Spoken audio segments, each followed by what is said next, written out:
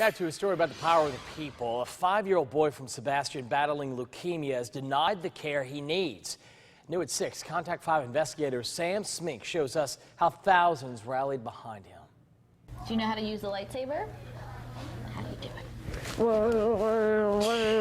Whether it's talking about Star Wars. Oh, you got me! You won! YOLO! Video games. In the game Metroid, there's a boss named Mutterbrain. Or telling jokes. Why did the chicken cross the road? Why? To get away from his dentist. 5-year-old Jackson Hunter Hello, is this thing on? doesn't let life get him down. This little light of mine, I'm gonna let it shine, let it shine, let it shine, let it shine. I mean, he's here more than not, and he just doesn't get him down. He doesn't get upset about it.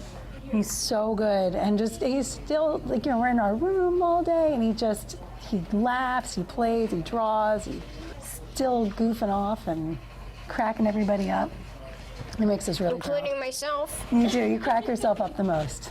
He even dressed up for our interview. Well, I have these school PJs, and here's my tux. On a Thursday, Jack got a fever, but Sunday morning he woke up and he was slurring his words. And so they did some blood work and they said, you need a hematologist. There's something very wrong with his blood. So Jackson has leukemia. And we knew from then it was terrifying. Jack's kept his good attitude through chemo, remission, and now relapse. As we hit maintenance, that's kind of a slow down chemotherapy. His leukemia came back. So it was dire that we knew we couldn't go for the bone marrow transplant, that the only thing left now would be the CAR T-cell therapy in Philadelphia. A trial treatment perfected by the Children's Hospital of Philadelphia. What we do is we collect T-cells from the patient. We take those T-cells and then we put those T-cells in a lab.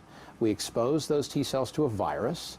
The virus genetically engineers the T-cells, and that makes the T-cells go after the cancer cells. Unfortunately, in South Florida and in Florida in general, we don't have this yet ready. Right around the same time that his face started swelling, we got our, I think it was third denial from Medicaid that we were not going to be approved for this medication. Enter Jackson's Army. An army? What kind of army?